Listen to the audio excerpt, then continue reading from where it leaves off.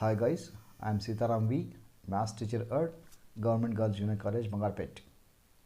Welcome back to NTSC SAT. Let us discuss some question on maths. Now let us see the first question. If coordinate A 0, 7, coordinate B minus 6, 0 and coordinate C 0, minus 4 are vertices of the triangle ABC, then the distance from centroid of the triangle ABC to vertex A is.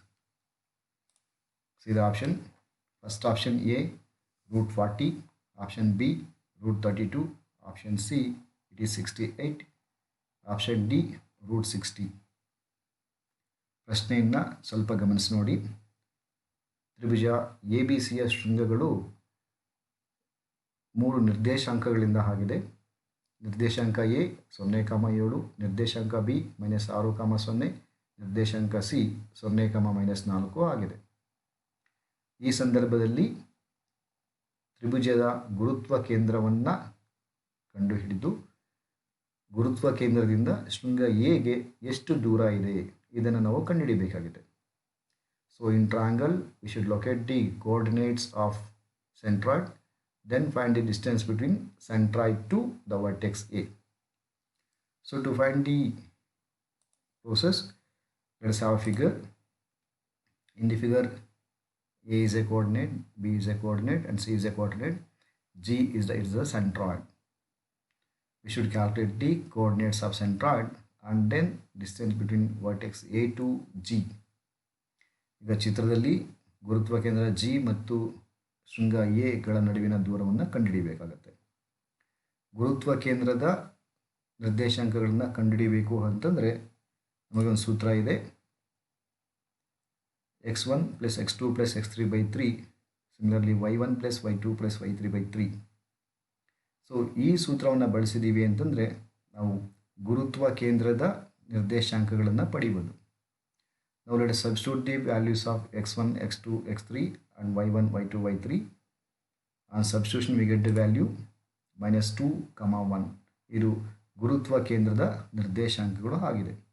ಈಗ ಗುರುತ್ವ ಕೇಂದ್ರದಿಂದ A ನಿರ್ದೇಶಾಂಕಕ್ಕಿರುವ ದೂರವನ್ನು ಕಂಡುಹಿಡಿಯೋಣ. ದೂರ ಕಂಡುಹಿಡಿಯೋದಕ್ಕೆ ನಮಗೆ ಇರುವಂಥ ಸೂತ್ರ ವರ್ಗಮೂಲ x2 - x1 whole square plus y2 - y1 whole square. So to find the distance, use this formula and substitute the value of x1, y1, x2, y2. We get root 14 + 36. Finally, we get root 40. Root 40 is option A. It's the right answer. Now let us move on to question number 2. The product of mean and median of first 5 prime numbers is. See the option. Option A 54.6. Option B 28, option C 27, option D 10.8. ಈಗ ಪ್ರಶ್ನೆನ ಗಮನಿಸಿ ನೋಡಿದ್ರೆ ಮೊದಲ 5 ಅವಿಭಾಜ್ಯ ಸಂಖ್ಯೆಗಳ ಸರಾಸರಿ ಮತ್ತು ಮಧ್ಯಾಂಕಗಳ ಗುಣಲಬ್ಧ ಏನು? Product of mean and median of first 5 prime numbers. So recall the first 5 prime numbers. It is 2, 3, 5, 7, 11. It is arranged in increasing order. So median of this it is 5. ಈಗ ಮೊದಲ 5 ಅವಿಭಾಜ್ಯ ಸಂಖ್ಯೆಗಳಲ್ಲಿ ಮಧ್ಯಾಂಕ 5 ಆಗಿದೆ. ಅವುಗಳ ಸರಾಸರಿ 28/5. ಈಗ ನಮಗೆ ಬೇಕಿರುವಂಥದ್ದು ಸರಾಸರಿ ಮತ್ತು ಮಧ್ಯಾಂಕಗಳ ಗುಣಲಬ್ಧ. So product of mean and median is equal to 28/5 into 5. On cancelling 5 we get 28. Hence B is the right answer. ಸರಾಸರಿ ಮತ್ತು ಮಧ್ಯಾಂಕಗಳ ಗುಣಲಬ್ಧ ನಮಗೆ 28 ಬಂದಿದೆ. ಸೊ ಹಾಗಾಗಿ ಬಿ ಸರಿ ಉತ್ತರ ಆಗಿದೆ. ಈಗ ಮೂರನೇ ಪ್ರಶ್ನೆಗೆ ಹೋಗಿರೋಣ. sin θ + tan θ is equal to A, tan θ - sin θ is equal to B, then A² - B² is. ಈಗ ಪ್ರಶ್ನೆನ ನೋಡಿ ತುಂಬ ಉದ್ದಕ್ಕೆ ಇದ್ದು ಉದ್ದನೆಯ ಉತ್ತರವನ್ನು ಇದು ಎಕ್ಸ್ಪೆಕ್ಟ್ ಮಾಡ್ತಾ ಇದೆ. ಸೊ ಹಾಗಾಗಿ ಆಪ್ಷನ್ಸ್ ನೋಡಿರೋಣ. Option A AB, option B 2√AB, option C 4AB, option 4 Option D, it is 4 root AB. Clearly it shows answer is expressed in terms of AB. ಉತ್ತರವನ್ನು ಎ ಬಿಗಳಲ್ಲಿ ವ್ಯಕ್ತಪಡಿಸಬೇಕಾಗಿದೆ. ಈಗ ಅದನ್ನು ಬಿಡಿಸೋದಕ್ಕೆ ನಮಗೆ ಪ್ರಶ್ನೆನ ಗಮನಿಸ್ಕೊಂಡು ನೋಡಿ. A square minus B square ಬೇಕಾಗಿದೆ. A square minus B square ಬೇಕಾಗಿದೆ ಅಂತಂದರೆ ನಮಗೆ ಕೊಟ್ಟಿರುವಂತಹ ಎರಡೂ ಪದಗಳನ್ನು ವರ್ಗ ಮಾಡಬೇಕಾಗಿದೆ. ಆಗ ಎಡಭಾಗವನ್ನು ಗಮನಿಸಿ ನೋಡಿದಾಗ ಎ ಸ್ಕ್ವೇರ್ನ ಎಡಭಾಗ x plus y whole square ಆ ರೂಪದಲ್ಲಿ ಕಂಡರೆ, ಬಿ ಸ್ಕ್ವೇರ್ನ ಎಡಭಾಗ x minus y whole square ರೂಪವನ್ನು ಕಾಣುತ್ತೆ. So observe the terms to be calculated. It is A square minus B square we should calculate. For that we need the square of a and square of b. Then a square becomes in the form of x plus y whole square and b square will be in the form of a x minus y whole square. We have a relationship between x plus y whole square minus x minus y whole square, that is equal to 4xy. ಈಗ ಇಲ್ಲಿ x ಅನ್ನು tan theta ಅಂತ y ಅನ್ನು sin theta ಅಂತ ಭಾವಿಸಿದಾದರೆ ನಮಗೆ A square minus B square ಅನ್ನುವಂಥದ್ದು 4 tan theta into sin theta ಆಗಿ ಬರುತ್ತೆ. Now the answer in the right hand side is in terms of tan theta and sin theta. We should eliminate this to get AB. tan theta sin thetaವನ್ನು A ಬಿಗಳಿಂದ ಬದಲಾಯಿಸಿದಾಗ ಮಾತ್ರ ನಮಗೆ ಬೇಕಿರುವಂಥ ಉತ್ತರ ಸಿಗುತ್ತೆ. ಸೊ ಹಾಗಾಗಿ ಎ ಬಿಯನ್ನು ಲೆಕ್ಕಿಸೋಣ. ಎ ಬಿ ಅಂತಂದರೆ sin theta plus tan theta into tan theta minus sin theta. So observe this statement properly. It is in the a plus b into a minus b form. So take the square of that. We get tan square theta minus sin square theta. ಈಗ ಈ ಪದಗಳು a plus b into a minus b ರೂಪದಲ್ಲಿ ಇರೋದ್ರಿಂದ a square minus B square ರೂಪಕ್ಕೆ ಋಣಲಬ್ಧವಾಗಿ ಬರ್ಕೋಬೋದು. ಈಗ tan ಸ್ಕ್ವೇರನ್ನು ಬಿಡಿಸ್ಕೊಂಡಿರೋಣ. sin square theta by cos square theta minus sin square theta ಬರುತ್ತೆ. Take LCM of that, ಲಸಹ ತೆಗೀರಿ. ದೆನ್ ಟೇಕ್ ಕಾಮನ್, ಸಾಮಾನ್ಯ ತೆಗೀರಿ. ಈಗ sin square theta by cos square ಥೀಟಾನ ಟ್ಯಾನ್ ಸ್ಕ್ವೇರ್ ಥೀಟಾ ಅಂತ ಅಂದ್ಕೊಂಡು 1 ಮೈನಸ್ ಕಾಸ್ ಸ್ಕ್ವೇರ್ ಥೀಟಾನ sin ಸ್ಕ್ವೇರ್ ಥೀಟಾ ಅಂತ ಬದಲಾವಣೆ ಮಾಡಿದ್ದೀವಿ ಅಂತಂದರೆ ನಮಗೆ tan square theta into sin square theta ಅಂತ ಬರುತ್ತೆ. ಈಗ ಎರಡೂ ಕಡೆ ವರ್ಗಮೂಲ ತೆಗೆದಿದ್ದೀವಿ ಅಂತಂದರೆ take square root on both side, we get root A B is equal to tan theta into sin theta. ನಾವು replace tan theta into sin theta in equation 1 by root A B. Then we get a square minus b square is equal to 4 root ab. ಈಗ ಈ ಬೆಲೆಯನ್ನು ಸಮೀಕರಣ 1ರಲ್ಲಿ ಅಳವಡಿಸೋದ್ರಿಂದ ನಮಗೆ a square minus b square is equal to 4 root ab ಅನ್ನೋಂಥದ್ದು ಬಂದಿದೆ. ಈಗ ಸರಿ ಉತ್ತರ ಆಪ್ಷನ್ ಡಿ 4 ರೂಟ್ ab. ಈಗ ಮುಂದಿನ ಪ್ರಶ್ನೆಗೆ ಹೋಗೋಣ. In the figure, a semicircle with center O is drawn on AB. If angle ABP is equal to 60 degree, then the ratio of larger to the smaller shaded region is. Observe the question properly. So see the option. Oh, it is very huge in size, but answer is expressed in pies, so it will be little bit tough, I think. First let us imagine the figure properly. So there is a semicircle on AB, center of that it is O, and angle ABP it is given 60 degree, and there is two shaded regions. We should find the ratio of those two only. So ಚಿತ್ರವನ್ನು ಸರಿಯಾಗಿ ಗಮನಿಸಿದ್ದೀವಿ ಅಂತಂದರೆ A B ವ್ಯಾಸದ ಮೇಲೆ ಅರ್ಧ ವೃತ್ತ ಇದೆ. ಕೋನ O B ಪಿಯ ಬೆಲೆ 60 ಡಿಗ್ರಿ ಅಂತ ಕೊಟ್ಟಿದೆ. ಈಗ ಎರಡೂ ಛಾಯೆಗೊಳಿಸಿದ ಪ್ರದೇಶಗಳಿದ್ದು ಅವುಗಳ ಅನುಪಾತವನ್ನು ನಾವು ಕಂಡುಹಿಡಿಯಬೇಕಾಗಿದೆ. ಮೊದಲಿಗೆ ವೃತ್ತಖಂಡ ಒ ಬಿ ಪಿಯನ್ನು ಗಮನಿಸಿ. ಇಲ್ಲಿ ವೃತ್ತಖಂಡದಲ್ಲಿ ಒ ಬಿ ಪಿ ತ್ರಿಭುಜದ ವಿಸ್ತೀರ್ಣವನ್ನು ತೆಗೆದು ಉಳಿದಾಗ ಛಾಯೆಗೊಳಿಸಿದ ಪ್ರದೇಶ ಬರುತ್ತೆ. ಹಾಗೆಯೇ ಎರಡನೇ ಭಾಗ ಕೂಡ ಇದೆ. ಸೊ ಎರಡೂ ಕಡೆ ಕೂಡ ನಾವು ತ್ರಿಭುಜಗಳ ವಿಸ್ತೀರ್ಣಗಳನ್ನು ತೆಗಿಬೇಕಾಗಿದೆ. ಸೊ ಹಾಗಾಗಿ ತೆಗೆಯೋದಕ್ಕೆ ಮಾರ್ಗ ಏನು ಅಂತ ಹುಡುಕಬೇಕಾಗತ್ತೆ. If you observe the figure carefully, so in sector O B P we should remove the triangle OBP to get the shaded region. Same can be observed in the second part also. So to remove the area of this triangle, we should observe. So let us see here, OB and OP are radii, that is these two sides are same. Since OBP is 60 degree, OPB also 60 degree. Hence this triangle is equiangular triangle. As we know the radius, we can find the area of this using the formula of equilateral triangle. Similarly, in the second part, PA or AP, it is nothing but chord. As O is the center, draw a perpendicular from the center to the chord. Definitely it bisects the chord. So on bisecting, it bisects perpendicularly. Hence, select a triangle, apply trigonometric terms and find the measure of AP and perpendicular to that.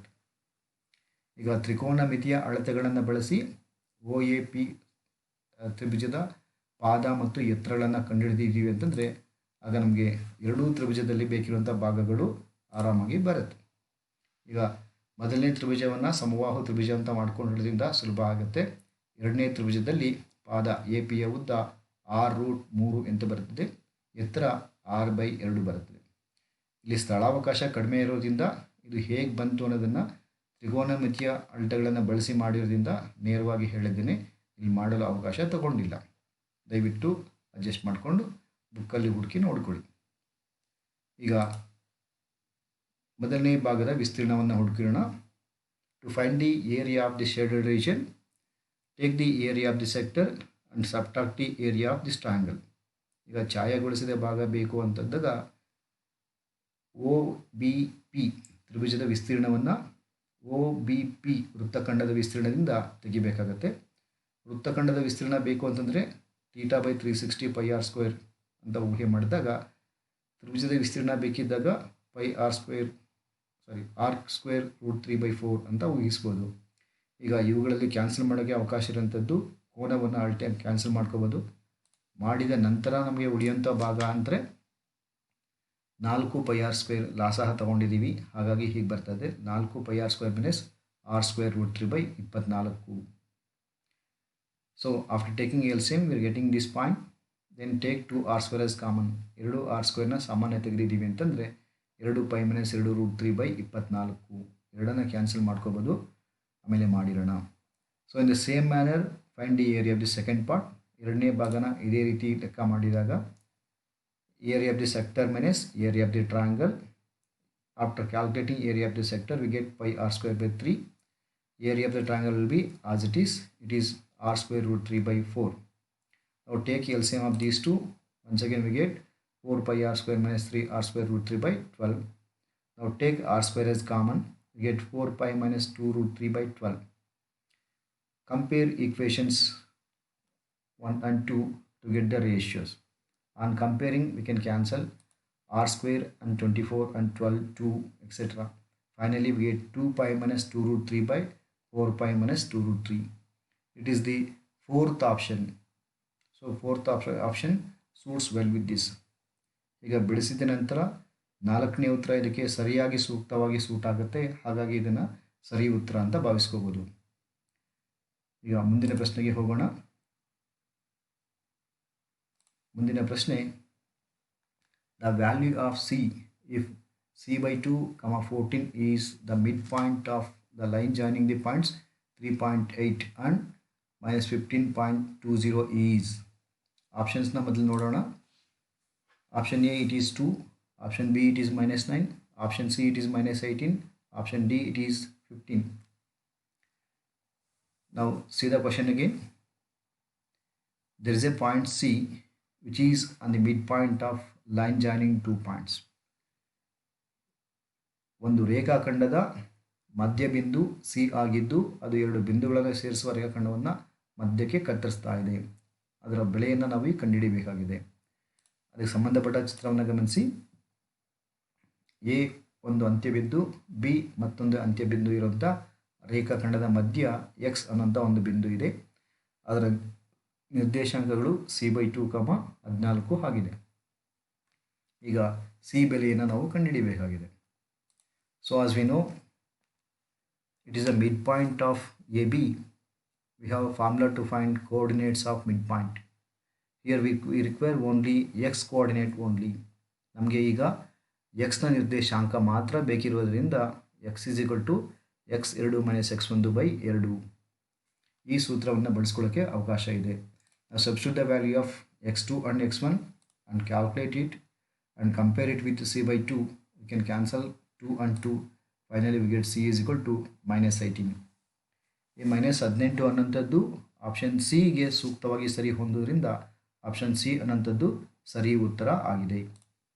ಈಗ ಮುಂದಿನ ಪ್ರಶ್ನೆಗೆ ಹೋಗೋಣ.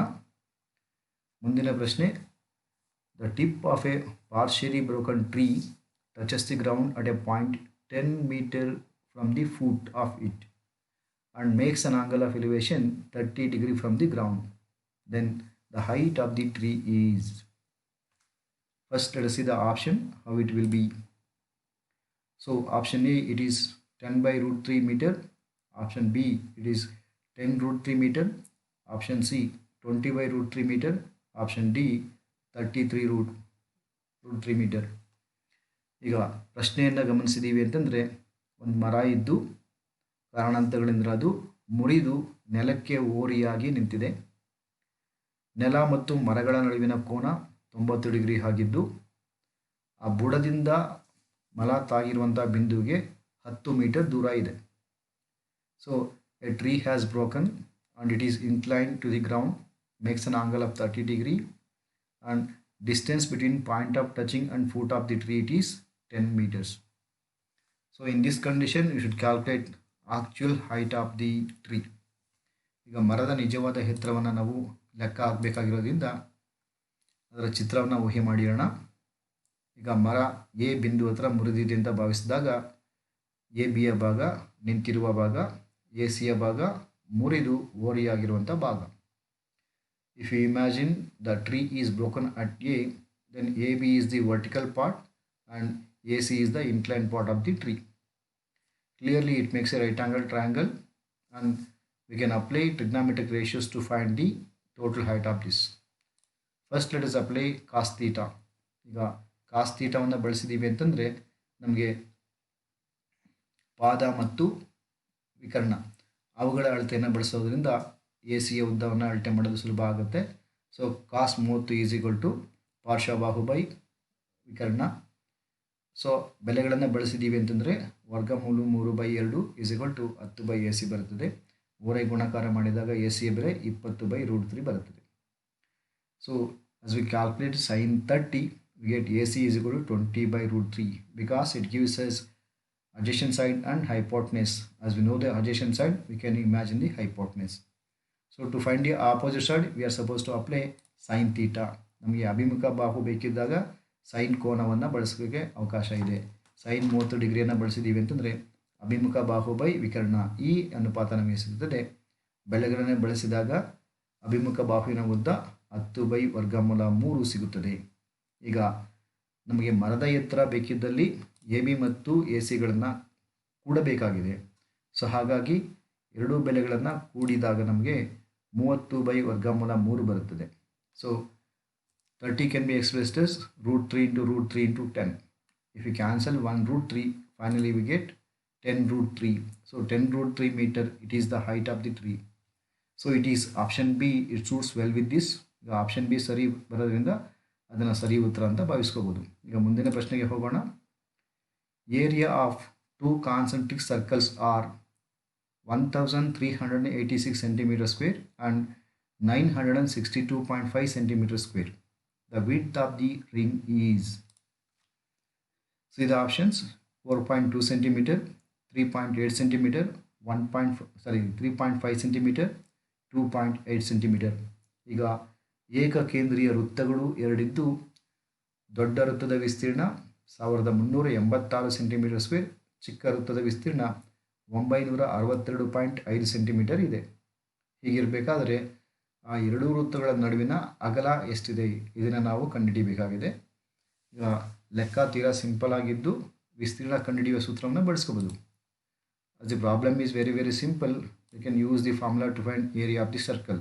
We know area of the circle is equal to pi r square. So find the area of bigger circle. So using that formula, we can calculate the radius of that. Similarly, calculate the radius of second circle. We got it as 17.5 centimeter. Finally we require width of the ring. ನಮಗೆ ಆ ಉಂಗುರದ ಅಗಲ ಅಥವಾ ವೃತ್ತಪಾದದ ಅಗಲ ಬೇಕಿರೋದ್ರಿಂದ ದೊಡ್ಡ ವೃತ್ತದ ತ್ರಿಜ್ಯದಿಂದ ಚಿಕ್ಕ ವೃತ್ತದ ತ್ರಿಜ್ಯವನ್ನು ಕಳಿಬೇಕಾಗತ್ತೆ. ಕಳೆದಾಗ ನಮಗೆ 3.5 ಸೆಂಟಿಮೀಟರ್ ಬರುತ್ತೆ. ಸೊ ಇದು ಅದರ ಅಗಲ ಆಗಿದೆ. 3.5 ಸಿ ಉತ್ತರ ಆಗಿದ್ದು option C is the right answer. ಈಗ ಮುಂದಿನ ಪ್ರಶ್ನೆಗೆ ಹೋಗೋಣ. The lowest common multiple of two numbers is 14 times of their greatest common divisor. The sum of LCM and GCD is 600. If one number is 80, then the other number is. Let us see the options. Option A, it is 600. Option B, it is 520. Option C, it is 280. Option D is equal to 40. ಈಗ ಪ್ರಶ್ನೆಯಲ್ಲಿ LCM ಲಾಸಾಹ, ಎರಡು ಸಂಖ್ಯೆಗಳ ಲಾಸಾಹ ಮತ್ತು ಅವುಗಳ ಮಾಸಾಹಗಳ ನಡುವಿನ ಸಂಬಂಧ ಕೊಟ್ಟಿದೆ. Relationship between LCM and HCF of two numbers it is given. Then sum of LCM and HCF ಲಾಸಾಹ ಮತ್ತು ಮಾಸಾಹಗಳ ಮೊತ್ತ 600 ಅಂತ ಕೊಟ್ಟಿದೆ. ಸೊ ಹಾಗೆಯೇ ಆ ಎರಡು ಸಂಖ್ಯೆಗಳಲ್ಲಿ ಒಂದು ಸಂಖ್ಯೆ 80 ಅಂತ ಕೊಟ್ಟಿದೆ. ಎರಡನೇ ಸಂಖ್ಯೆಯನ್ನು ನಾವು ಕಂಡುಹಿಡಿಯಬೇಕಾಗಿದೆ. So according to the question,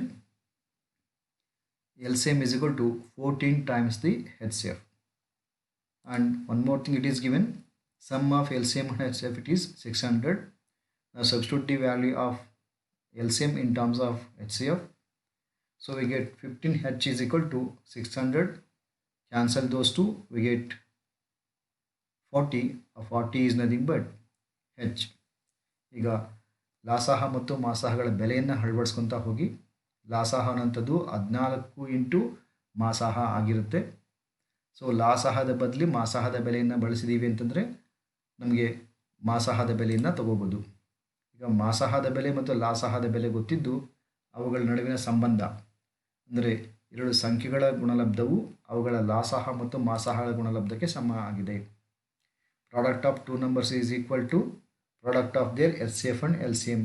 so substitute in that equation substitute ಮಾಡಿದ್ದೀವಿ ಅಂತಂದರೆ ಕ್ಯಾನ್ಸಲ್ ಮಾಡಿದ ಮೇಲೆ ನಮಗೆ B is equal to 280 ಬರುತ್ತದೆ. So option C suits with this. Option C ಅನ್ನೋದಕ್ಕೆ ಸರಿ ಹೊಂದೋದ್ರಿಂದ ಅದು ಸರಿ ಉತ್ತರ ಆಗಿದ್ದು ಮೂರನೇ ಸಂಖ್ಯೆ ಆಗಿದೆ. That is the third number. ಈಗ ಮುಂದಿನ ಪ್ರಶ್ನೆಗೆ ಹೋಗೋಣ.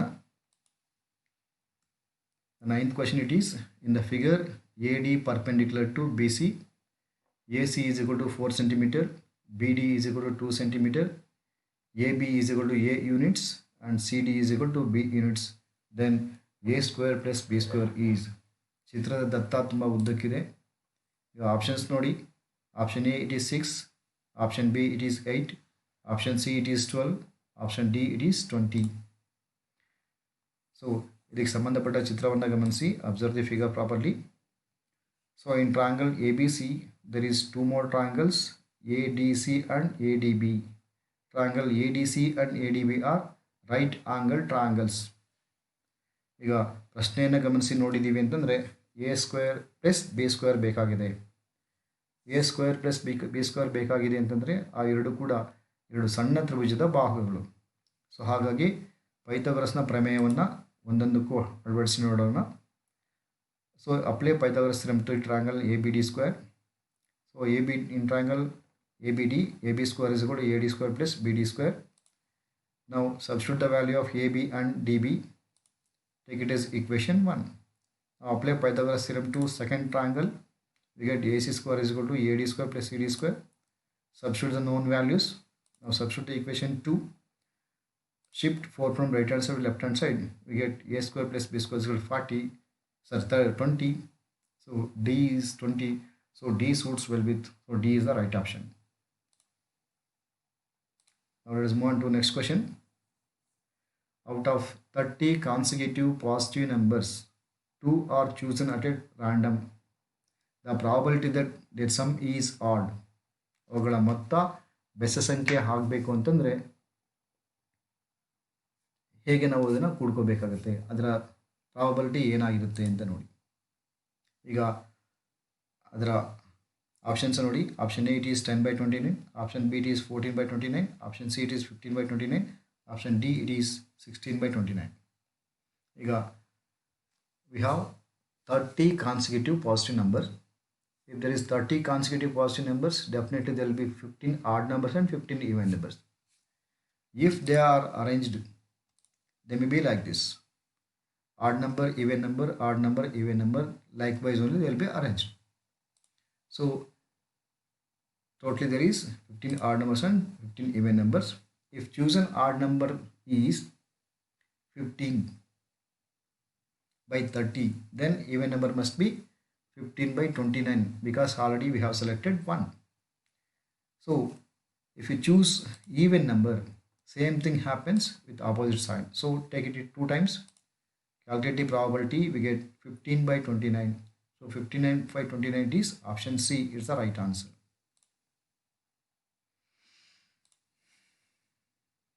Probability of getting 53 Fridays in a leap year.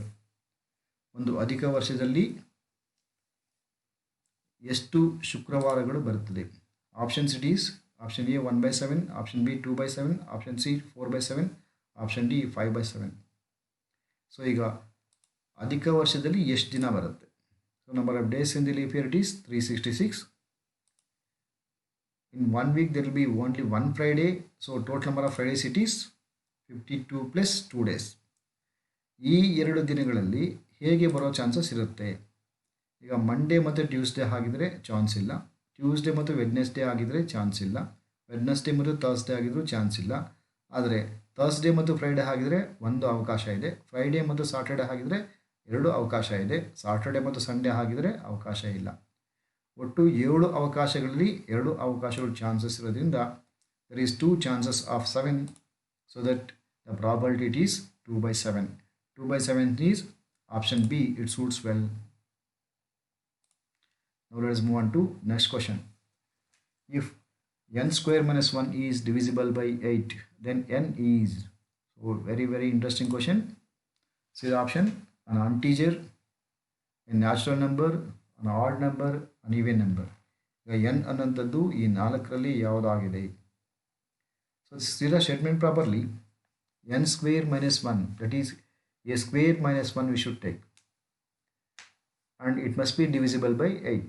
Since 8 is a even number, its square also even number. Even number minus 1 we get odd number. So whatever the number that we are getting, it must be odd. Let us check it again. See, according to the condition, let us take the value of n, substitute it, check the divisibility whether it works or not. So if you take n is equal to 3, n ಜಾಗದಲ್ಲಿ 3 ಅಂತ ಭಾವಿಸಿದಾಗ n square 3 square 9 ಆಗುತ್ತೆ, 9ರಲ್ಲಿ 1 ಹೋದರೆ 8 ಬರುತ್ತೆ, 8ನ್ನು 8ರಿಂದ ಭಾಗಿಸ್ಬೋದು, ಇದು ಸರಿ ಬರುತ್ತೆ. 4ನ್ನು ಊಹೆ ಮಾಡಿದಾಗ 15 ಬರುತ್ತೆ, ಇದು ಸರಿ ಬರೋದಿಲ್ಲ. 5ನ್ನು ಊಹೆ ಮಾಡಿದ್ರೆ 25 ಬಂದು 1 ಕಳೆದಾಗ 24 ಬರುತ್ತೆ, 8ರಿಂದ ಭಾಗ ಆಗುತ್ತೆ, ಇದು ಸರಿ ಬರುತ್ತೆ. ಸೊ ಹಾಗೆಯೇ 6ರಿಂದ ಭಾಗಿದಾಗ ಇದು ಸರಿ ಬರೋದಿಲ್ಲ, 7ರಿಂದ ಭಾಗಿಸಿದಾಗ ಇದು ಸರಿ ಬರುತ್ತೆ. ಇದರಿಂದ ನಮ್ಗೆ ಗೊತ್ತಾಗುವಂಥ ವಿಷಯಗಳು ಏನೇನು? ಆಪ್ಷನ್ ಎ ಕೊಟ್ಟಿರೋಂಥದ್ದು ಇಂಟೀಜರ್ ಆಗಿದೆಯಾ ಅಂತ. ಇಂಟೀಜರ್ ಅಂತಂದರೆ it includes negative numbers 0, 1, 2 and afterwards. Since there is no scope to negative numbers and 0, 1, 2, so it is not an integer, it is not a natural number of 0, 1 and 2. So these two fails here. ಎರಡು ಕೂಡ ಇಲ್ಲಿ ಸಾಧ್ಯತೆ ಬರೋದಿಲ್ಲ. ಈಗ ಮುಂದೆ ಸಮಸಂಖ್ಯೆ ಆಗೋದಕ್ಕೆ ಸಾಧ್ಯತೆ ಇಲ್ಲ, ಇಲ್ಲಿ ನೋಡಿ ಆಗಿದೆ.